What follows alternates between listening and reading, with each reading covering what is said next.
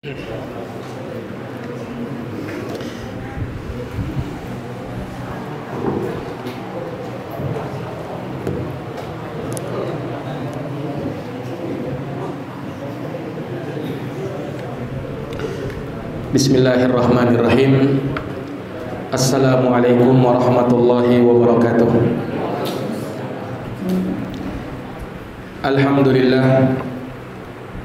Alhamdulillahi nahmaduhu wa nasta'inuhu wa nastaghfiruh wa na'udzu billahi min shururi anfusina wa min sayyiati a'malina. May yahdihillahu fala mudilla lahu wa may yudlil fala hadiya lahu. Asyhadu an la ilaha illallah wahdahu la syarika lah wa asyhadu anna Muhammadan abduhu wa rasuluh sallallahu alaihi wa ala alihi wa sahbihi wa man tabi'ahum bi ihsanin ila yaumiddin wa sallama tasliman katsira, amma ba'd. Ma'asyiral ikhwa wal akhwat, a'azzani Allah wa iyyakum. Alhamdulillah, kita barusan telah menyelesaikan sholat isya secara berjamaah. Kita bermohon kepada Allah semoga Ia berkenan menerima amal ibadah kita, dan semoga hal tersebut bisa menjadi pemberat timbangan amal kebaikan kita di akhirat nanti. Amin ya rabbal alamin. Para jamaah yang dirahmati dan dimuliakan oleh Allah Subhanahu wa taala, melanjutkan kajian kita dari pembahasan bekal-bekal menyambut bulan Ramadan, di mana telah kita sebutkan beberapa hal dari persiapan menyambut bulan Ramadan, dan diantaranya hal yang amat penting adalah persiapan niat di dalam menyambut bulan Ramadan. Tentu kita pahami bersama bahwa ibadah tergantung dengan niatnya. Innamal a'malu binniyat. Sesungguhnya amal-amal itu tergantung dengan niatnya. Wa innamal likulli imri'in ma nawa. Dan bagi tiap orang mendapatkan balasan sesuai dengan apa yang dia niatkan. Maka sebagaimana kita tahu sholat itu ibadah, butuh niat, maka demikian pula puasa, dia ibadah mulia yang butuh dengan niat. Makanya Allah Subhanahu wa ta'ala dan Rasulnya sallallahu alaihi wasallam mensyaratkan niat ini dalam ibadah puasa, dalam qiyam Ramadan, salat tarawih, dan juga dalam mencari malam Lailatul Qadar. Hadis yang mungkin sangat familiar kita dengarkan khususnya di bulan Ramadan. Para duat sering membacakan hadis ini. Man shoma ramadhana imanan wa ihtisaban ghufira lahu ma taqaddama min dambi. Barang siapa yang berpuasa di bulan Ramadan karena iman dan mengharap pahala, maka akan diampuni dosa-dosanya yang telah lalu. Wa man qama ramadhana imanan wa ihtisaban ghufira lahu ma taqaddama min dambi. Siapa yang berdiri di malam Ramadan, kata Imam Nawawi, maksudnya sholat tarawih di bulan Ramadan, imanan wa ihtisaban, karena iman dan mengharap pahala, ghufira lahu ma taqaddama min dambi, maka akan diampuni dosa-dosanya yang telah lalu. Wa man qama lailatal qadri, dan barang siapa yang berdiri di malam Lailatul Qadar imanan wa ihtisaban, juga karena iman dan mengharap pahala, ghufira lahu ma taqaddama min dambi, maka akan diampuni dosa-dosanya yang telah lalu. Lihat, yang namanya puasa, yang namanya qiyam Ramadan butuh dengan niat yang ikhlas. Iya. Makanya kita harus selalu dan selalu memperbaharui niat kita ini. Kenapa? Untuk suatu ibadah yang mungkin biasa saja, Itu butuh niat. Apalagi kalau ibadah yang luar biasa, seperti halnya sholat dan puasa.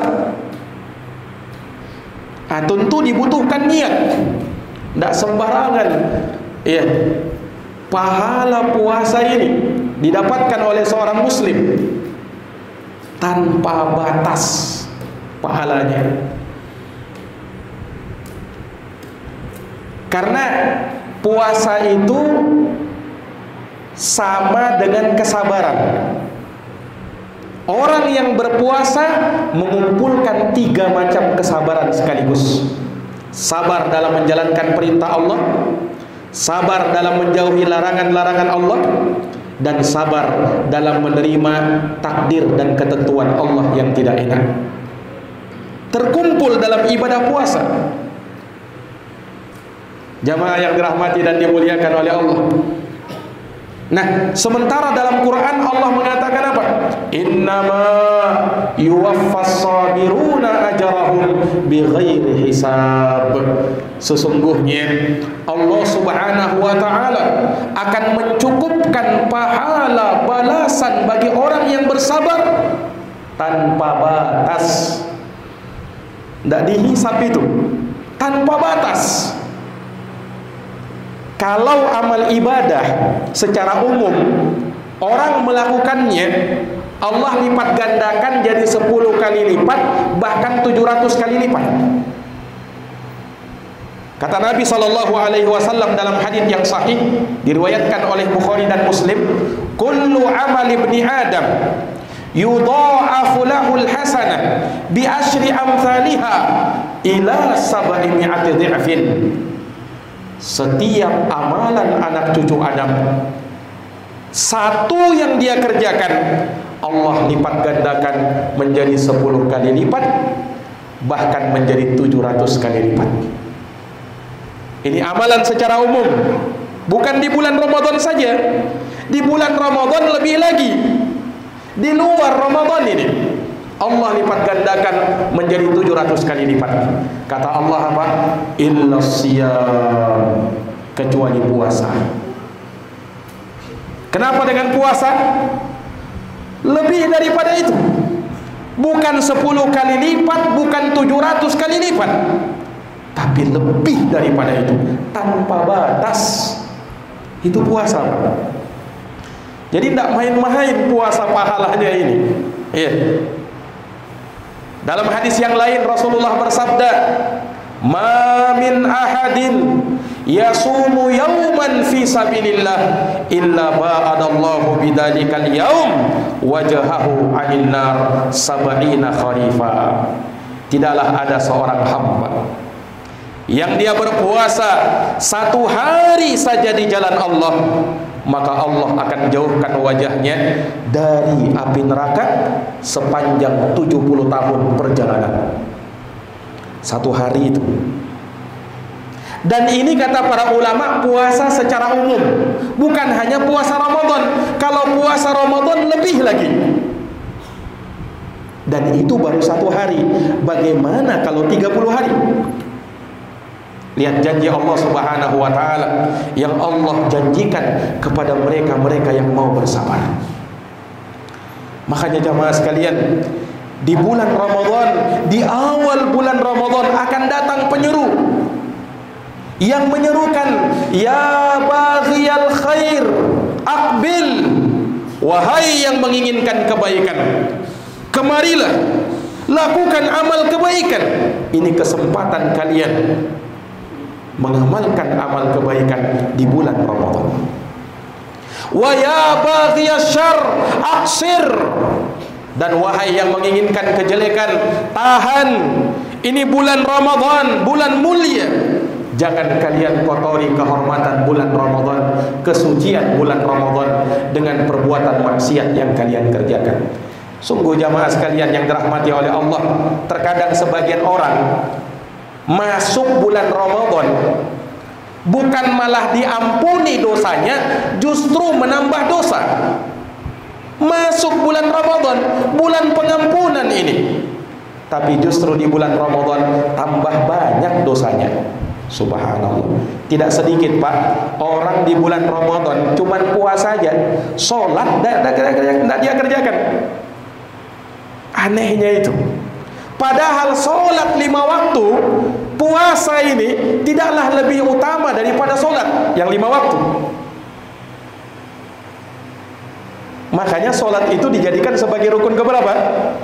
Rukun kedua. Puasa rukun keempat atau kelima. Dalam sebagian riwayat disebutkan rukun yang kelima. Nah sementara sholat rukun yang kedua. Ada orang yang sholat, ada orang yang puasa, puasa dia tapi ninggalin sholat. Justru kalau sholat tarawih semangat dia, padahal sholat sunnah itu. Sholat tarawih, sholat sunnah, sholat 5 waktu itu yang wajib. Kalau kamu tidak kerjakan sholat tarawih, tidak dosa. Tapi kalau kamu tinggalkan sholat 5 waktu, dosa hukumnya. Ada sebagian orang puasa dia dan tarawih, sholat 5 waktu tidak. Subhanallah. Ini jamaah sekalian yang dirahmati dan dimuliakan oleh Allah. Percuma orang yang puasa kemudian ninggalin sholat. Jamaah yang dirahmati dan dimuliakan oleh Allah Subhanahu wa ta'ala. Maka bulan puasa ini manfaatkan dalam sebaik-baiknya. Rahmat yang Allah Subhanahu wa ta'ala datangkan kepada kita. Ya, Allah Subhanahu wa ta'ala mendatangkan bulan Ramadan bukan untuk menyulitkan kita, bukan untuk menyusahkan kita, tapi sebaliknya untuk memberikan kebaikan dan kemudahan bagi kita. Makanya perhatikan dalam ayat puasa, ya, di surat Al-Baqarah itu, di dalam ayat puasa, di akhirnya, di akhir-akhir ayat puasa itu Allah mengatakan begini, yuridullahu bikumul yusra wa la yuridu bikumul usra. Allah Subhanahu wa ta'ala menginginkan kebaikan kepada kalian, dan Allah Subhanahu wa ta'ala tidak ingin menyusahkan kalian. Jadi hakikatnya bulan puasa, ibadah puasa, dan sekian amalan-amalan yang Allah Subhanahu wa ta'ala syariatkan di bulan puasa bukan untuk menyusahkan kita, bukan untuk memberatkan kita, tapi justru sebaliknya untuk memberikan rahmat dan kemudahan bagi kita. Ini jamaah sekalian yang dirahmati dan dimuliakan oleh Allah Subhanahu wa ta'ala. Iya, persiapan niat. Kita butuh niat. Kita perbaiki niat kita. Iya, sebelum masuk Ramadan kita sudah berniat memang. Ramadan ini betul-betul ini. Iya, harus saya bisa ini dan itu. Ada target-target yang ingin kita capai. Iya. Jangan niatnya itu setengah-setengah. Ada juga orang niatnya setengah-setengah. Nah, dulu Ramadan tahun lalu saya bisa tembus puasa 3 hari ya. Tahun ini harus bisa 5 hari atau 7 hari. Puasa ini yang wajib itu kok targetnya kecil sekali begitu ya. Nah, dulu saya salat tarawihnya di awal-awal aja cuma 3 hari. Nah sekarang ini saya mau 7 hari lah. Di awal-awalnya saja tapinya. Setengah-setengah niatnya. Nah, ada yang lebih parah lagi. Mau masuk Ramadan niatnya apa? Kira-kira apa bisnis yang cocok ya di bulan Ramadan ini? Kayaknya bagus ini bisnis anu ini, takjil Ramadan nanti ini. Atau bisnis masker ini. Nah, subhanallah, niatnya sudah salah.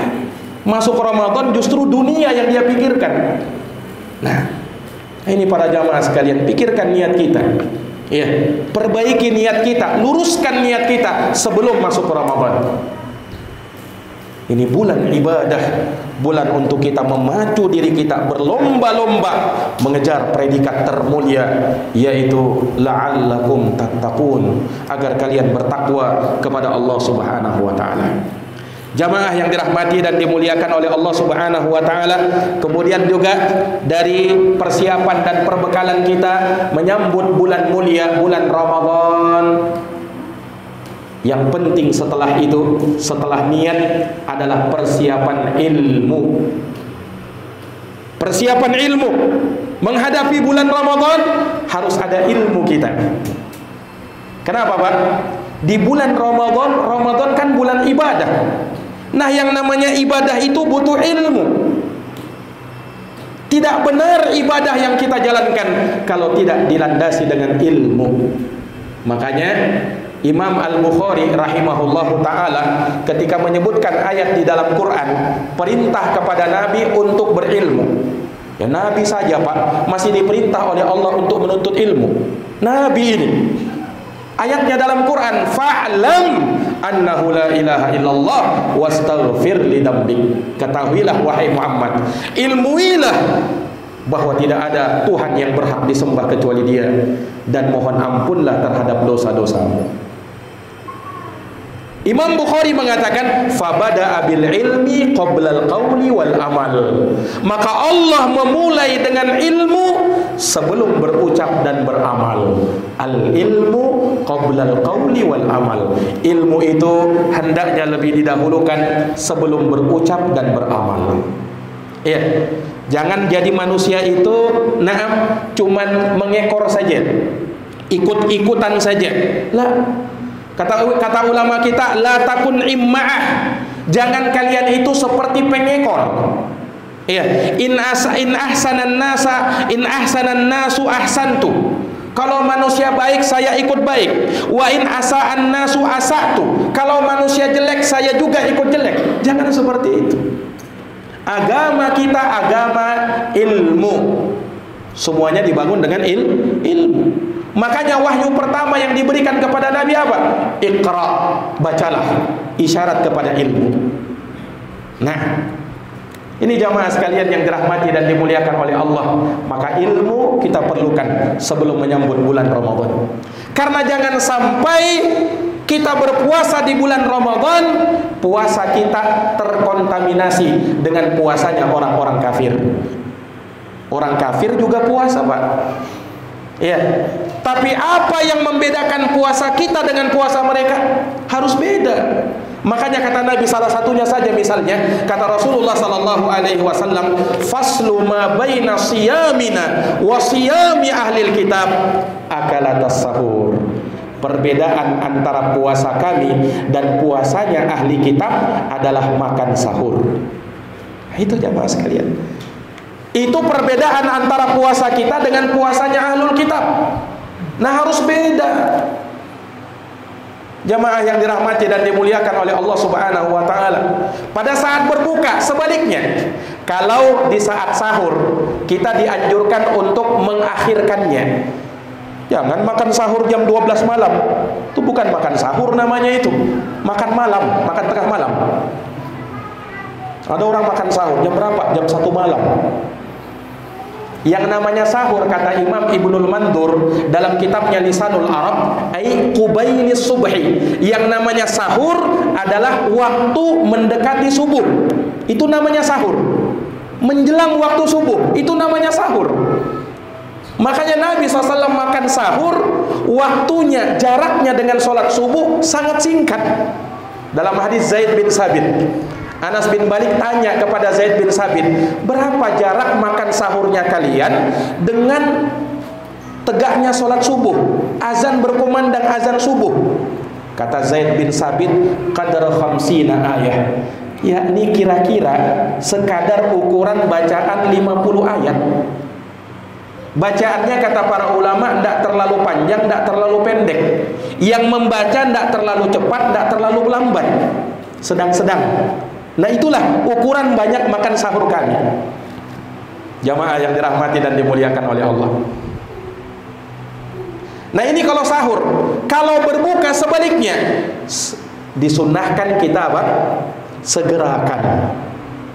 Disunnahkan untuk segerakan. Bahkan Nabi mengatakan apa? La yazalun nasu bi khairin ma'ajjalul fitar fa innal yahuda wan nasara yuakhirun. Senantiasa umatku dalam kebaikan kalau mereka menyegerakan waktu berbukanya. Kenapa? Karena orang Yahudi dan Nasara mereka mengakhirkan waktu berbukanya. Ini jamaah sekalian yang dirahmati dan dimuliakan oleh Allah. Menyegerakan waktu berbuka bukan artinya berbuka bukan pada waktunya. Bukan. Tapi maksudnya berbuka pada saat sudah waktunya berbuka. Ketika matahari sudah terbenam, ya, datang waktu malam, awal malam, azan maghrib sudah berkumandang, batalkan itu puasa. Batalkan itu puasa. Iya, jangan ditunda-tunda lagi. Nah, jangan ditunda-tunda lagi. Iya. Ini para jamaah sekalian yang dirahmati oleh Allah, butuhnya kita ilmu. Nah, tentang ilmu Ramadan ini insyaallah taala besok subuh kita akan bahas fikih puasa Ramadan insyaallah taala. Jamaah yang dirahmati dan dimuliakan oleh Allah Subhanahu wa taala, kemudian dari bekal kita menyambut bulan mulia, bulan Ramadan, kita ingat bulan puasa, bulan Ramadan adalah bulan untuk kita menahan diri dari makan dan minum. Ingat itu baik-baik. Bukan justru sebaliknya. Bulan Ramadan justru dia berfoya-foya untuk menghamburkan duitnya, membeli berbagai macam makanan dan minuman. Untuk apa? Untuk buka. Ada istilahnya orang itu buka balas dendam. Buka balas dendam. Iya, jadi ya sudah lapar dia ini kan.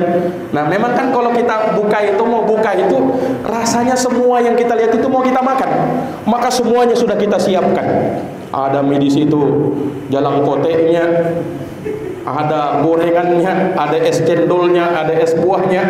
Padahal nanti kalau kita sudah buka, itu makanan banyak-banyak nanti terbuang juga. Subhanallah. Kita harus ingat bahwa Ramadan adalah bulan berpuasa, bukan justru menghambur-hamburkan uang kita beli makanan dan minuman. Ini bulan apa ini? Bulan puasa. Jamaah yang dirahmati dan dimuliakan oleh Allah. Makanya Allah Subhanahu wa taala ingatkan kita, wa kulu washrabu wa la tusrifu innahu la yuhibbul musrifin. Makan dan minumlah kamu, tapi ingat jangan berlebih-lebihan. Karena Allah Subhanahu wa taala tidak cinta kepada orang yang berlebih-lebihan. Dan ingat sabda Nabi sallallahu alaihi wasallam, ma mala ibnu adam wi'an syarran min batan. Dalam hadis riwayat Imam Tirmizi, tidak ada sesuatu yang lebih jelek yang dipenuhi oleh anak cucu Adam melebihi perutnya. Ini yang paling jelek jamaah sekalian yang dirahmati oleh Allah. Bukan artinya seorang itu dilarang untuk kenyang, bukan.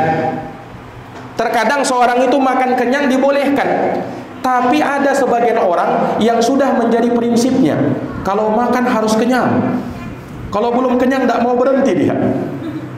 Ya jangan seperti itu. Nabi SAW itu makan itu sepertiga. Sepertiga untuk makannya, sepertiga untuk minumnya, sepertiga untuk nafasnya.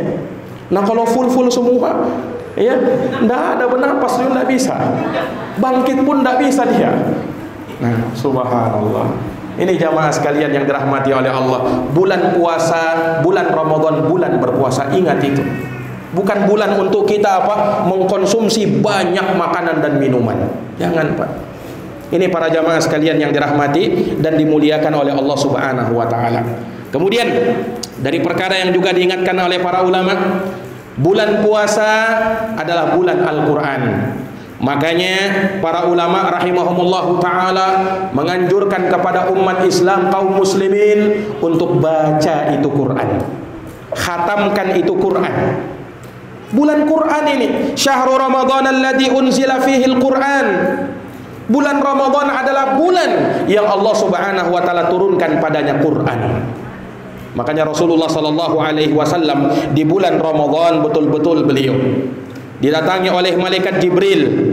Di setiap malam malaikat Jibril memurojaah Al-Qur'an dengan Nabi sallallahu alaihi wasallam. Al-Qur'an, karena bulan Al-Qur'an Ramadan itu. Makanya para ulama dulu menghatamkan Quran. Ada yang 10 hari bisa menghatamkan Quran setiap 10 hari, sehingga 30 hari Ramadan dia mampu menghatamkan 3 kali. Ada yang lebih kurang daripada itu, 7 kali 7 hari dalam 7 hari dia bisa menghatamkan Quran. Ada yang lebih hebat daripada itu, dalam 5 hari dia bisa menghatamkan Quran. Ada yang lebih hebat daripada itu, dalam 3 hari dia bisa menghatamkan Quran. Imam Syafi'i lebih hebat daripada itu. Tahu Imam Syafi'i, Pak, bulan Ramadan berapa kali menghatamkan Quran? Imam Syafi'i menghatamkan Quran di bulan Ramadan sebanyak 60 kali. Berapa? 60 kali. Berarti seharinya berapa? 2 kali, Pak. Tidak mampu kita kalau seperti itu, ya kan? Tidak mampu kita kalau seperti itu. Berarti apa? Siangnya Imam Syafi'i khatam Quran, malamnya lagi khatam Quran. Quran 30 juz, Pak. Dari juz 1 sampai juz 30. Ada juga yang dibilang, saya khatam Ustaz sampai 30 juz. Juz 30 aja. Subhanallah. Jamaah yang dirahmati dan dimuliakan oleh Allah, makanya di bulan Ramadan ini betul-betul kita punya target-target lah. Nah, minimal sudah itu, minimal bisa khatam sekali. Minimal itu, Pak. Ya. Kalau tidak khatam Quran sekali, wah, ada target-target yang kita capai. Ini bulan Al-Quran, bulan untuk kita memotivasi diri kita membaca, ya, mentadabburi Al-Quranul Karim dengan sebaik-baiknya.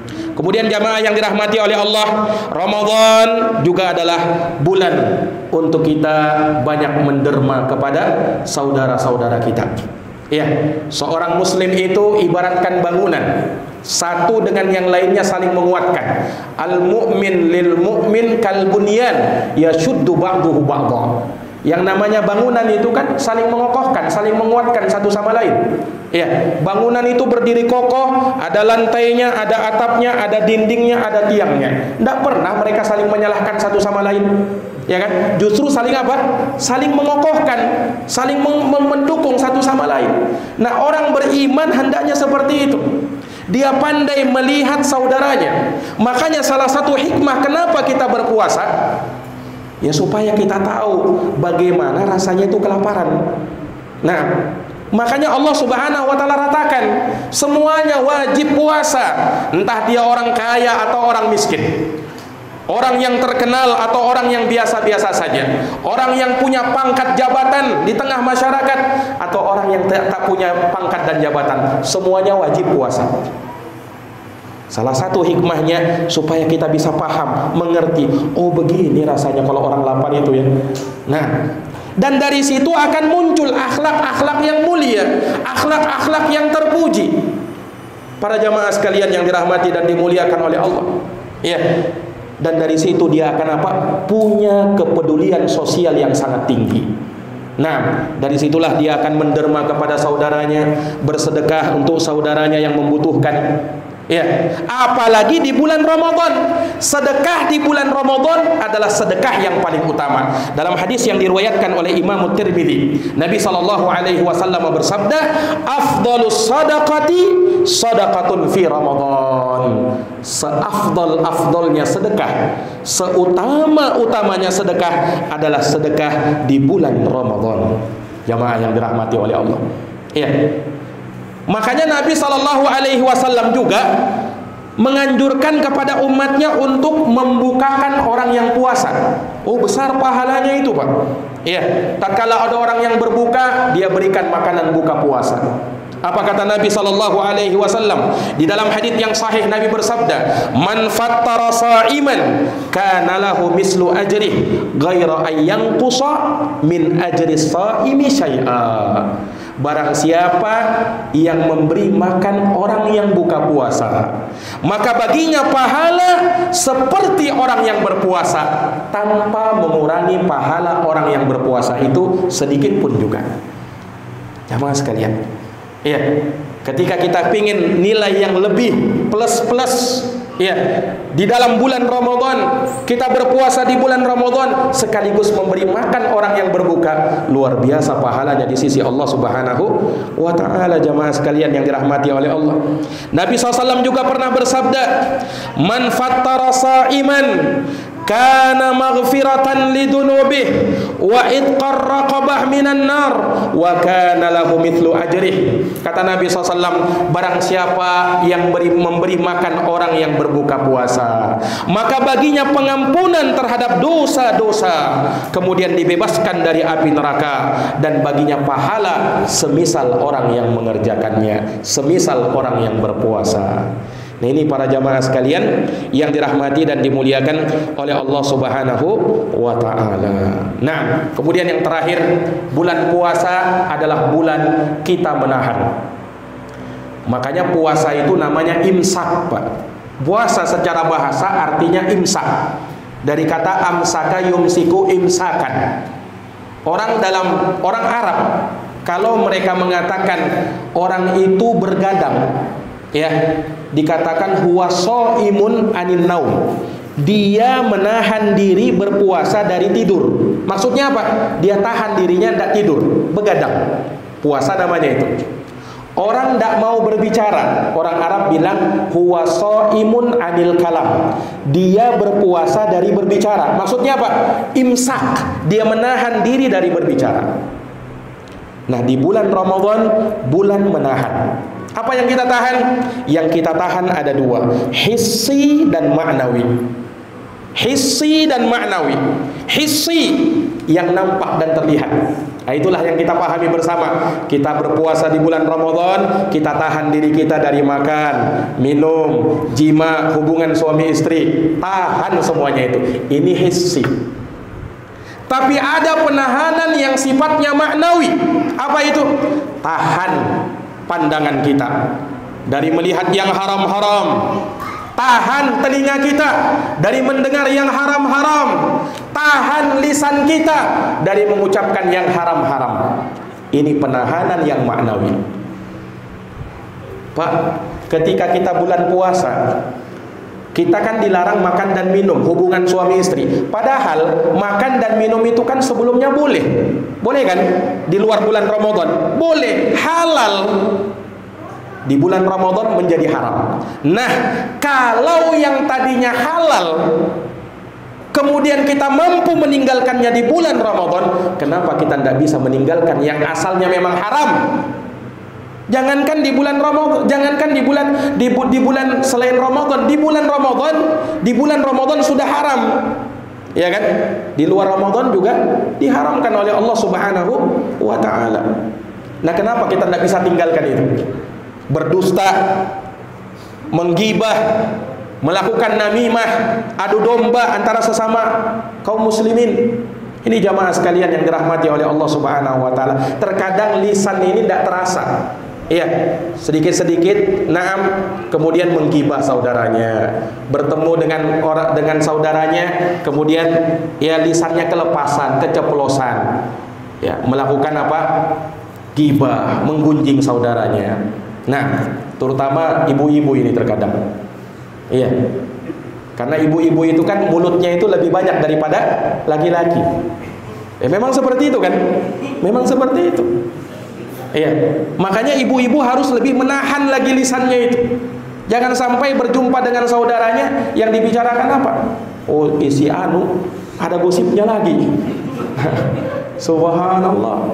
Kalau dengarkan yang seperti itu, tutup telinga kita, Bu. Jangan sampai kita mendengarkan. Kalau kita dengarkan itu gibah orang lain, kita ikut dalam majelisnya, kita juga ikut dalam menanggung dosa. Harusnya kita mengingatkan saudara kita, tidak boleh yang seperti itu. Iya. Yang namanya gibah itu haram. Kalau kamu sebut benar memang ada pada saudaramu, itu kamu menggibahnya. Kalau itu tidak ada pada saudaramu, maka kamu telah berdusta atas nama dia, kata Nabi SAW. Ini para jamaah sekalian yang dirahmati dan dimuliakan oleh Allah. Makanya Rasulullah SAW menyatakan di dalam sebuah hadisnya, as-siyamu junnah, puasa itu tameng perisai, kata Nabi SAW. Fa idza kana yauma shaumi ahadikum, maka apabila tiba hari berpuasa salah seorang dari kalian, fala yarfuth, maka jangan dia berucap ucapan yang kotor, wala yaskhaf, dan jangan dia berucap ucapan yang bisa menimbulkan fitnah, ucapan yang bisa menimbulkan permusuhan. Jangan. Fa in sabahu ahadun aw qatalahu falyaqul inni mru'un shaim. Kalau ada orang yang mengajak dia berkelahi atau ingin atau mencaci maki dia, maka katakanlah sesungguhnya saya ini orang yang berpuasa. Jamaah yang dirahmati dan dimuliakan oleh Allah. Makanya kita pandai menjaga perkara-perkara yang seperti ini. Nah, Makanya ulama atau sahabat Jabir bin Abdullah radhiyallahu anhu mengatakan, "Idza sumta falyasum sam'aka wa basaraka wa lisanaka 'anil kadhibi wal ma'atim."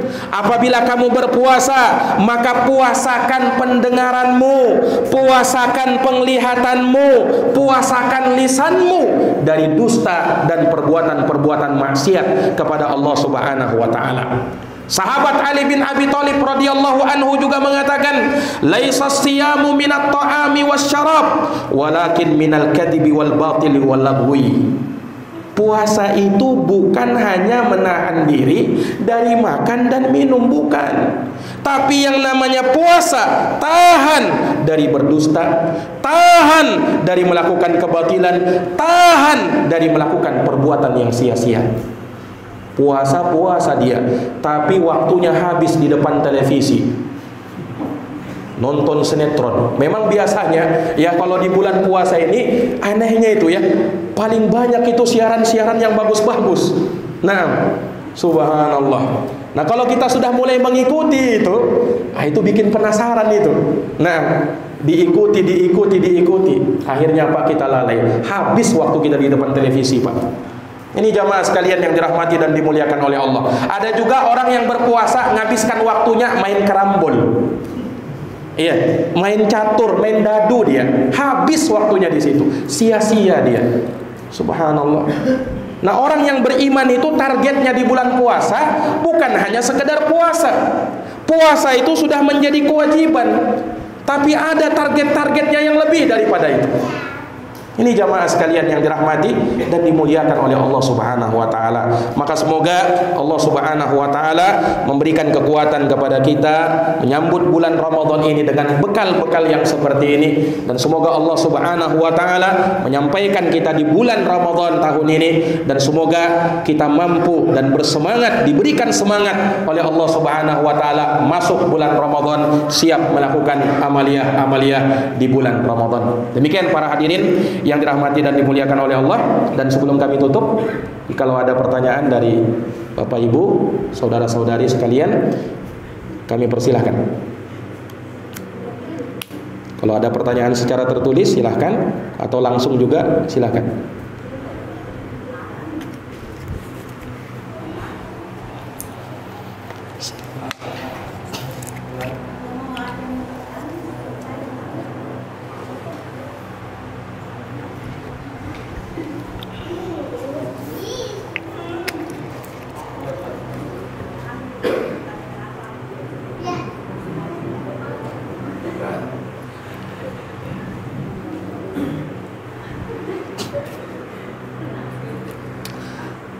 Baik, bismillah. Pertanyaan pertama, Ustadz, ketika kita sahur tiba-tiba azan subuh berkumandang, tapi makanan masih di tangan, apakah makanannya dihabiskan atau bagaimana, Ustadz? Iya, para hadirin yang dirahmati dan dimuliakan oleh Allah Subhanahu wa taala, ya, terkait dengan pertanyaan ini, ya, ada sebuah hadis, namun hadis ini memang dijadikan letak perselisihan pendapat para ulama. Sebagian ada yang menguatkannya, sebagian ada yang melemahkannya.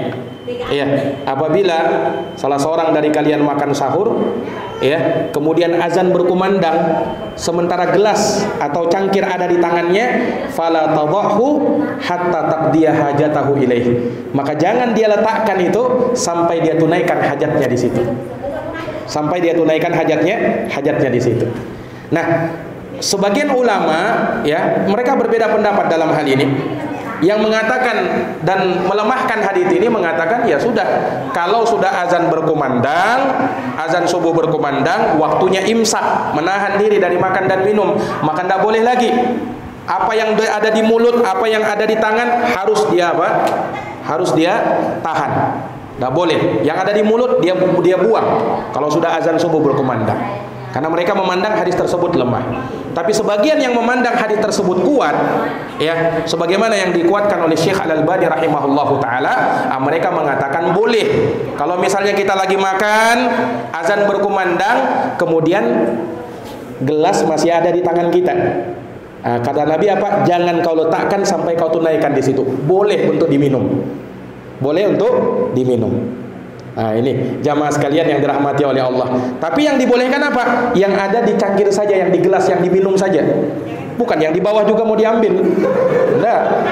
Iya. Ada juga orang berakal-akalan di sini. Memang sudah terlambat waktunya, dia pegang memang gelas itu. Nah, ini enggak boleh, ini enggak boleh. Enggak boleh kalau seperti itu. Kalau memang pas kita pas makan sahur lagi pegang ini, kemudian azan, enggak apa-apa kita ambil, alhamdulillah, ya kan? Tapi kalau memang dia pegang ya, nah ini tidak boleh seperti ini, mengakal-akali agama yang seperti ini, tidak boleh. Iya, karena yang diberikan udzur seperti itu, diberikan rukhsah hanya bagi yang pas sempat megang gelas azan berkumandang. Nah, itu baru diperbolehkan. Jelas ya? Jadi itu saja. Nah, yang itu saja. Adapun yang lainnya itu tidak diperbolehkan. Ya, apalagi kalau misalnya tidak sempat dia pegang, baru belum minum lagi. Nah, kan kalau kita puasa itu apalagi pas sahur enggak minum, ya bagaimana rasanya itu ya kan? Ya sudah begitulah, mau bagaimana lagi? Nah, azan subuh sudah berkumandang. Kalau azan subuh sudah berkumandang, waktunya apa? Menahan diri dari makan, minum dan segala hal ya yang bisa membatalkan puasa kita. Ini tidak boleh.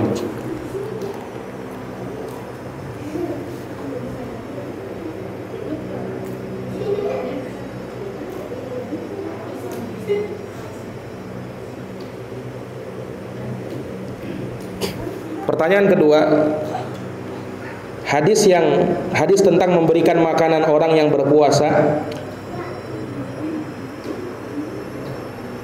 Apa ini? Hadis tentang memberikan makanan orang yang berpuasa sama puasa dengan orang yang mengerjakan puasa tersebut. Yang dimaksud hadis tersebut apakah orang miskin saja atau bebas dari kalangan apa saja, Ustadz, untuk diberikan makanan berbuka? Ya, yang jelas dia berpuasa, tidak harus orang miskin. Ya, memberikan makan orang yang berpuasa tidak harus dia orang miskin. Orang kaya juga boleh, yang penting dia berpuasa. Ya, karena apa? Hadisnya bersifat umum. Man fattara shaiman, siapa yang memberi makan orang yang berbuka puasa.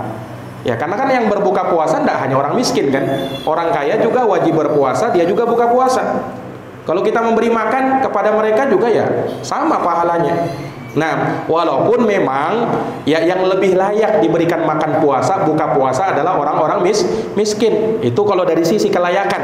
Ya, karena kan kalau orang kaya dia mungkin mampu bisa membeli. Ya, walaupun tidak ada salah juga kalau kita berikan buka puasa. Jadi jangan disendirikan. Kau kan orang kaya, jangan buka di sinilah. Jangan juga begitu. Karena hadisnya bersifat umum. Mau dia orang miskin, mau dia orang kaya, nah mau dia orang yang berduit, orang terpandang, pokoknya dia berpuasa, dia boleh untuk diberikan makan puasa. Wallahu alam bissawab. Baik. Ada lagi? Ya. Waalaikumsalam warahmatullahi wabarakatuh.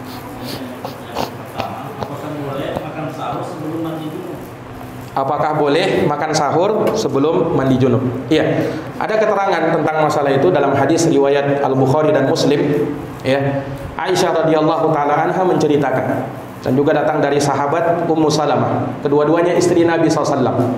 Ya, diceritakan oleh kedua orang ini, Aisyah radhiyallahu anha dan Ummu Salamah, kana Nabi sallallahu alaihi wasallam yudrikul fajr. Yudrikul fajr, na'am, wa huwa junubun. Tsumma yaghtasilu wa yasumu. Ya. Nabi sallallahu alaihi wasallam pernah mendapati waktu fajar dalam keadaan beliau junub, maka beliau mandi dan beliau berpuasa. Beliau mandi dan beliau berpuasa. Nah, dan sebenarnya juga ada isyarat dalam Quran tentang pembolehan hal tersebut. Nah, disebutkan di dalam Al-Quran, ya, fal'ana bashiruhunna, maka sekarang ya di waktu malam hari di bulan Ramadan silahkan kalian pergaulilah istri-istri kalian. Kemudian disebutkan setelahnya wa kulu washrabu, makan dan minumlah kamu hatta yatabayyana lakumul khaytul abyadu minal khaytil aswadi minal fajri thumma atimmus siyama ilal lail.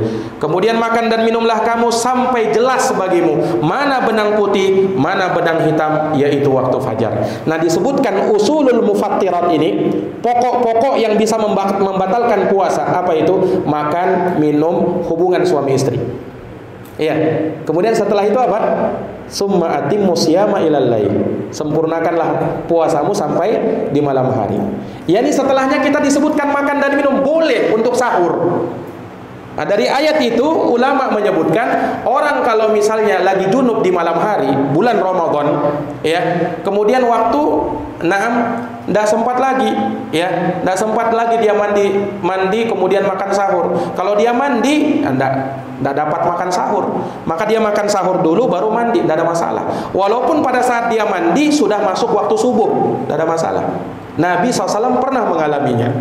Ya, Nabi SAW pernah mengalaminya. Dan itu pendapat mayoritas para ulama, jumhur para ulama berpendapat bolehnya hal tersebut, bahwa orang yang junub boleh dia sebelum mandi makan sahur dulu, dan walaupun pada saat dia mandi sudah masuk waktu subuh, tidak masalah. Naam, karena itu hal yang pernah terjadi pada diri Nabi SAW. Wallahu alam bisawab. Naam. Baik, ada lagi pertanyaan? Tentang ini membaca as-salatu jami'ah rahimahumullah, apakah dibaca di waktu salat sunat tarawih? As-salatu jami'ah itu ya. As-salatu jami'ah. Apakah dibaca dalam salat tarawih? Ucapan as-salatu jami'ah hanya warid dari Nabi SAW dalam salat gerhana. Nah, itu baru warid, hadisnya sahih dari Nabi. Kalau sholat gerhana dikumpulkan manusia dengan ucapan as-salatu jami'ah, as-salatu jami'ah, as-salatu jami'ah, untuk mengumpulkan manusia. Untuk mengumpulkan manusia, dan itu hanya sahih dalam sholat gerhana. Adapun dalam sholat fardu 5 waktu tidak ada. Adapun dalam sholat tarawih tidak ada. Hanya dalam sholat gerhana saja. Yang warid, yang sahih dari Nabi SAW ucapan as-salatu jami'ah. Wallahu alam bisawab. Nah, ada lagi? Nah. Waalaikumsalam warahmatullahi wabarakatuh.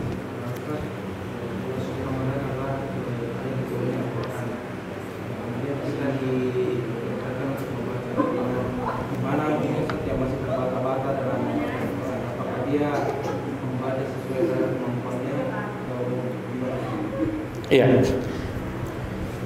Ya, sudah selesai yang tanya baru dikasih. Ya, kedengaran insyaallah. Ya, jadi terkait dengan pertanyaan tadi, orang yang di bulan Ramadan, ya, kan kita dianjurkan untuk membaca Quran lebih banyak lagi, ya. Karena bulan Al-Quran. Bagaimana dengan orang yang terbata-bata di dalam membaca Quran? Ada hadis Nabi SAW yang menyebutkan hal tersebut. Nah, kata Nabi SAW, al-mahiru bil Qur'ani ma'a safaratil kiramil bararah. Orang yang mahir dalam membaca Quran, maka dia akan bersama malaikat-malaikat yang mulia di sisi Allah. Ya.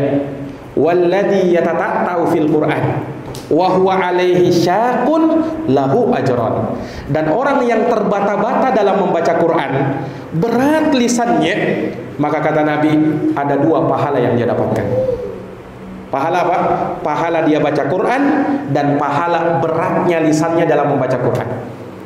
Nah, jadi jangan menyerah. Walaupun kita misalnya masih terbata-bata dalam Quran, jangan putus asa. Baca Quran itu pahalanya 2, Pak. Ya, pahalanya 2. Nah, karena apa? Al-ajru ala qadri masabiki. Kaidahnya Rasul pernah ucapkan kepada Aisyah, pahala sesuai dengan kadar masyaqqah, keberatan, kesulitan yang kamu dapatkan wahai Aisyah. Semakin berat kita menjalankan itu amalan, semakin besar pula pahalanya. Semakin berat kita baca itu Quran, semakin besar pahalanya. Tapi bukan artinya, wah kalau begitu Ustaz, ya kita tidak usah mempelajari Quran, kan nanti dapat pahala 2 kalau bacaannya amburadul. Oh, tidak seperti itu. Yang mahir baca Quran, apa tadi kata Nabi? Bersama malaikat-malaikat yang mulia. Tentu lebih utama. Nah, Nah, jadi tetap Al-Qur'an itu ya kita baca dengan baik dan benar. Warattilil Qur'ana tartila. Bacalah Quran itu dengan tartil kata Allah. Bagaimana dengan tartil? Dengan tajwidnya, makharij hurufnya tepat-tepat, jangan sampai salah-salah. Nah, ini bahasa Arab, kalau salah kita mengucapkan salah mengucapkan panjang pendeknya, harakatnya beda artinya, Pak. Nggak sama kalau kita bahasa Indonesia kan. Kalau bahasa Indonesia gampang, artinya mudah dipahami ya. Walaupun dia salah-salah, artinya tidak berbeda. Kalau bahasa Arab, beda harakat, beda arti. Beda panjang pendek, beda arti. Beda huruf, beda arti. Misalnya saya contoh saja, Allah dalam Quran berfirman surat Az-Zariyat 56, "Wa ma khalaqtul jinna wal insa illa liya'budun." Tidaklah kucipta jin dan manusia kecuali agar mereka beribadah kepadaku. Perhatikan ayatnya, itu dengan huruf kha, lam dan qaf. Khalaqatu artinya aku menciptakan. Tidaklah aku menciptakan jin dan manusia. Kalau antum baca kha dengan huruf ha, halaktu, mirip-mirip kan kalau terdengarnya. Nah, orang yang tahu bahasa Arab, ini keliru ini. Halaktu artinya menggundul, Pak. Tidaklah saya menggundul jin dan manusia artinya. Beda. Nah, ya kan? Kalau dia rubah huruf kha menjadi huruf ha. Iya, huruf qaf dia rubah menjadi huruf kaf. Dia baca wa ma halaktu. Beda lagi artinya. Wa ma halaktu, tidaklah saya membinasakan jin dan manusia. Lihat, jauhnya bedanya itu. Ya kan? Makanya betul-betul mempelajari Quran ini, Pak. Iya. Enggak usah jauh-jauh. Surat Fatihah yang kita baca, perbaiki itu dulu pertama. Kenapa? Al-Fatihah rukun dalam sholat. Nggak baca Fatihah, nggak sah salat kita, ya kan? Nggak sah salat kita. Para jamaah sekalian yang dirahmati oleh Allah, kita pelajari itu bagaimana cara mengucapkan surat Al-Fatihah itu harus betul-betul. Nah, di awal ayatnya Alhamdulillahi Rabbil Alamin. Itu dengan huruf ain itu, alamin. Artinya segala puji bagi Allah, Rabbnya alam semesta. Kalau antum baca huruf ain, antum rubah menjadi huruf hamzah, Alhamdulillahi Rabbil Alamin. Artinya segala puji bagi Allah, Rabbnya orang-orang yang sakit. Alam dalam bahasa Arab artinya orang sakit, Pak. Lihat jauhnya itu. Yang satunya alamin, alam semesta. Yang satunya alamin artinya apa? Orang sakit. Nah, lebih lucu lagi kalau dia baca ihdinas siratal mustaqim, tunjukilah kami jalan yang lurus. Itu dengan huruf shad, ra dan ta, sirata. Kalau dia baca sirata, ihdinas siratal mustaqim, tunjukilah kami kepiting yang lurus. Jauh sekali artinya. Lihat ya. Ini makanya perlu kita pelajari, Pak, terutama makharij huruf itu. Ada enggak pelajaran tajwid di sini? Dibuka pelajaran tajwid itu. Penting itu, Pak. Jangan sampai kita salah membaca Quran ini. Nah, lebih fatal kalau dia baca iyyaka na'budu wa iyyaka nasta'in. Ingat, itu ya-nya itu ditasydid. Iyyaka artinya hanya kepadamu ya Allah. Na'budu kami menyembah, wa iyyaka hanya kepadamu ya Allah. Nasta'in kami memohon pertolongan. Kalau antum baca iyyaka jadi iyyaka, enggak ditasydid ya-nya. Iyyaka na'budu wa iyyaka nasta'in. Iyak artinya cahaya matahari, Pak. Iyak artinya cahaya matahari. Hanya kepadamu cahaya matahari kami menyembah. Lihat, hanya kepadamu cahaya matahari kami memohon pertolongan. Syirik kepada Allah. Bedanya cuma apa? Tasydid saja.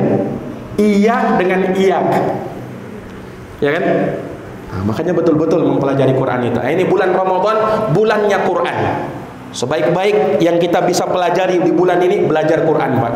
Ya, kalau belum ada guru kita, ya memang harusnya itu belajar tajwid itu melalui lisan ke lisan, face to face. Nggak bisa kita melalui hanya dengan mengandalkan rekaman. Nggak bisa. Harus memang karena kita mengucapkan huruf, nah itu harus dilihat. Berguru kita. Ya. Nah, ini jamaah sekalian, berusahalah mempelajarinya ya. Nah, kalau tidak ada ya manfaatkan apa yang ada sekarang ya. Kita pelajari betul-betul, ini bulan Quran, permantap bacaan kita, Quran kita ya, terutama tadi makharij hurufnya. Itu yang wajib. salah dalam membaca Quran itu ada dua. Ada namanya lahnul jali, ada namanya lahnul khafi. Kesalahan yang jelas sekali. Nah kayak tadi itu, iya, jalan sirat jadi sirat, kepiting. Kan ini fatal sekali salahnya ini. Surat Fatihah lagi.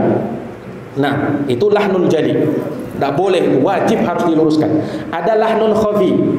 Lahan salah juga tapi masih ringan. Yang harusnya didengung dia tidak dengung. Yang harusnya diikhfa dia tidak ikhfa. Yang harusnya izhar dibaca izhar, dia tidak baca izhar. Dan seterusnya dan seterusnya. Pelajari Quran itu betul-betul di bulan Ramadan ini. Wallahu taala alam bissawab. Nah. Baik. Saya kira ya, terakhir mungkin pertanyaan, sudah mau jam. Waalaikumsalam warahmatullahi wabarakatuh. Yang saya tanya Ustaz ini masalah berjamaah sholat tarawih. Kita ketahui bersama bahwa banyak di antara kita tinggal di daerah-daerah yang mestinya masih banyak mengamalkan sesuatu yang dilakukan oleh Nabi Muhammad SAW. Jadi terkadang ada yang di pelaksanaan tarawih itu agak cepat dari atau tidak tumanina. Itu yang pertama. Yang kedua, ada yang 23 rakaat tapi ketika 8 rakaat sebagian dari kita itu ada yang keluar dari karena mengikuti yang 8 rakaat itu. Apakah itu diperbolehkan atau tidak, atau sekalian kita ikuti yang 23 rakaat itu sampai selesai imam, atau bagaimana? Kemudian yang selanjutnya kita pertanyaan itu juga.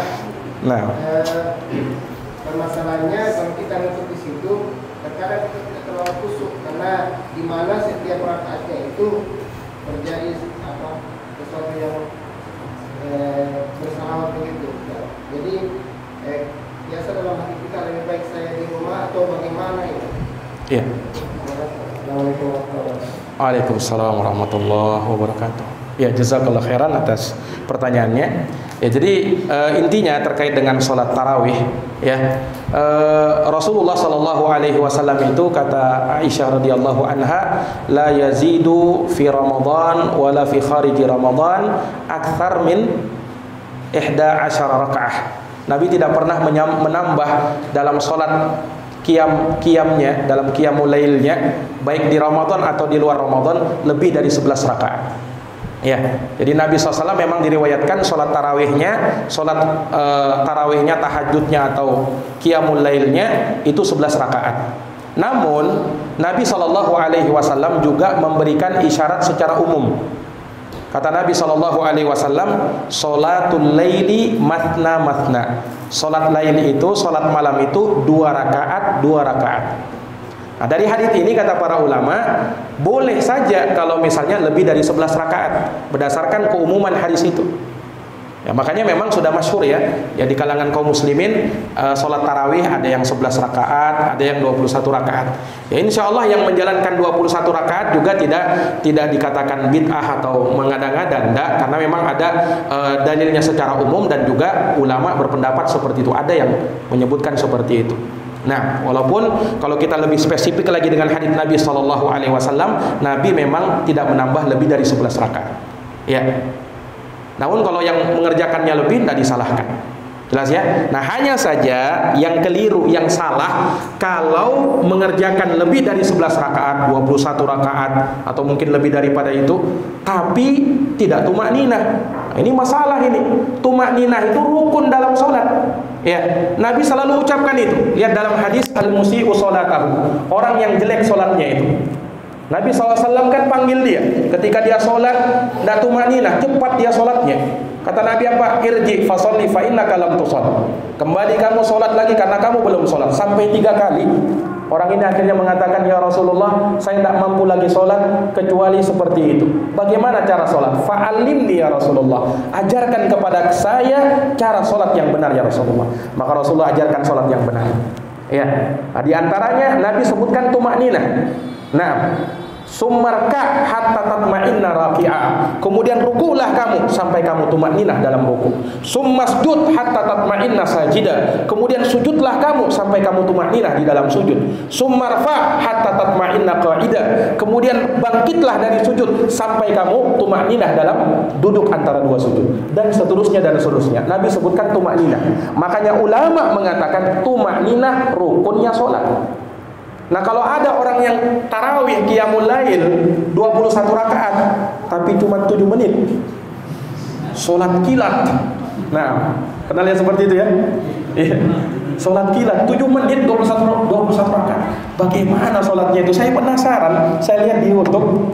Oh, begitu ternyata sholatnya. Nah, Allahu Akbar, Allahu Akbar, Allahu Akbar, Allahu Akbar. Tidak ada tumakninah di situ. Nah, tidak diterima sholat yang seperti itu. Iya, karena apa? Tidak tumakninah, rukun dalam sholat. Nah, kalau ada Pak, imam yang seperti itu dalam sholatnya, tinggalkan. Jangan sholat di situ. Iya, jangan sholat di situ. Ya, berhenti cari masjid yang lain, atau kalau tidak, sholat di rumah. Ya, kita berimam dengan apa namanya, imam yang batal sholatnya, bagaimana? Ya kan? Ya, kalau dia cepat tapi masih tumakninah, ya boleh. Orang yang cepat dalam sholat itu kan kadang dia cepat, tapi kalau masih tumakninah, sholat di belakangnya tidak masalah. Iya. Nah, tapi kalau kita tahu imamnya cepat, tapi masih tumakninah, jangan juga kita baca slow-slow. Nah, ya imbangi juga dengan bacaan apa? Bacaannya imam, ya kan? Nah, dia terkenal ini cepat imam, tapi dia masih bisa menjaga tumakninah, ya masih boleh sholat di belakangnya. Jelas ya? Nah, maka dilihat tumakninah itu kan kata para ulama artinya dia bisa tenang sejenak walaupun 1 detik. Walaupun 1 detik. Intinya ketika persediaannya sudah kembali, berada pada posisi sujud yang betul-betul sujud, berada pada posisi yang ruku dan betul-betul ruku, itu tumakninah. Dia diam sejenak kemudian bangkit. Nah, itu namanya tumakninah. Kalau belum saja menyentuh, betul-betul menyentuh, kemudian dia langsung bangkit, ini namanya tidak tumakninah. Ya, sama sebagian orang terkadang karena saking buru-burunya mau sholat, ya, ketika sudah sujud, ketika ruku misalnya, iktidal sami Allahu liman hamidah, badannya ini belum tegak lurus, masih membungkuk, kemudian langsung sujud. Ini tidak tumakninah. Ini bisa membatalkan sholat. Iya, beda kalau memang dia memang tidak bisa tegak lurus, memang bungkuk misalnya, ya beda lain soal itu, ya kan? Tapi kalau dia memang bisa tegak lurus, ya, nah, ini tidak boleh, harus dia apa namanya, tulang-tulangnya kembali ke persediaannya. Baru setelahnya dia kegerakan yang lainnya, kegerakan yang berikutnya. Nah, jelas ya? Nah, jadi tumakninah. Kemudian yang namanya sholat itu kita butuh khusyuk juga, ya kan? Kita butuh khusyuk juga. Makanya pada saat apa namanya qiyam Ramadan, sholat tarawih, ya kan? Biasanya terkenal di masjid-masjid kadang anak-anak itu bikin ribut saja mereka di belakang itu, ya kan? Nah, ini juga kita perlu waspadai. Ya, kita mau sholat tarawih itu tenang, mau tenang. Jangan sampai kita gaduh dengan ributnya anak-anak. Bagi orang tua yang bawa anak-anaknya juga hendaknya perhatian. Ya, jangan sampai kita biarkan anak kita memang tidak dosa, tapi kitanya yang berdosa membiarkan anak kita itu. Tak boleh, Pak. Ya, terkadang ada orang yang bawa anaknya ke masjid, kemudian anaknya dibiarkan di belakang. Dalam keadaan orang sedang sholat tarawih, tak boleh mengganggu orang lain. Nah, ketika orang tidak khusyuk dalam sholatnya, gara-gara anak kita dan kita tidak melarangnya, kita ikut menanggung dosa di sini. Ya kan? Nah, makanya kita sholat itu butuh khusyuk di dalam ibadah kepada Allah Subhanahu wa Ta'ala. Nah, jadi ikhwan azza wa jalla, intinya ya, ketika kita bisa mendapati sholat di tempat-tempat yang menjalankan dan menghidupkan sunnah Nabi Sallallahu Alaihi Wasallam dengan baik, tentu kita lebih utama sholat di situ. Ya kan? Sholat di situ, sholat di tempat-tempat yang memang diterapkan sunnah. Apalagi kalau misalnya kita tahu lah di bulan Ramadan terkadang kan ya dalam sholat-sholat tarawih terlalu banyak salawat-salawat yang apa namanya dia. Kita tak mengingkari salawat, enggak. Ya, salawat itu baik. Man shalla alaihi salatan wahidah, sallallahu alaihi asara. Siapa yang bersalawat kepadaku 1 kali salawat, Allah bersalawat kepadanya 10 kali salawat. Tapi bersalawat setiap kali selesai sholat tarawih kemudian ucapkan ini dan ini tidak mana tuntunannya dari Nabi Sallallahu Alaihi Wasallam, ya kan? Ini jamaah sekalian yang dirahmati dan dimuliakan oleh Allah. Tentu berikutnya di tempat-tempat yang lebih menerapkan sunnah, itu kita hadir di masjid-masjid yang seperti itu. Di masjid ini misalnya, masya Allah, menerapkan sunnah-sunnah Nabi Sallallahu Alaihi Wasallam, hadir di tempat-tempat yang agar kita bisa mendapatkan ketenangan, yang kekhusyuan, dan juga dengan itu kita bisa lebih sempurna di dalam menjalankan ibadah tarawih kita. Wallahu a'lam, mungkin itu ya. Nah, saya cukupkan. Insyaallah taala besok subuh setelah salat subuh kita akan lanjut kembali membahas tema tentang fikih puasa. Ini sangat penting, Pak, ya, terkait dengan ibadah puasa kita perlu tahu ilmunya. Bagaimana adab-adab, etika-etika kita menjalankan puasa, apa saja yang bisa membatalkan puasa, apa saja yang bisa mengurangi nilai pahala puasa kita. Ini butuh kita tahu. Insyaallah pada salat subuh kita akan bahas tema tentang masalah tersebut. Ya, demikian lebih dan kurang yang kami maafkan adalah Allah wa iyyakum ajma'in. Subhanallah wa bihamdika, asyhadu an la ilaha illa anta, astaghfiruka wa atubu ilaik. Walhamdulillahirabbil alamin. Assalamualaikum warahmatullahi wabarakatuh.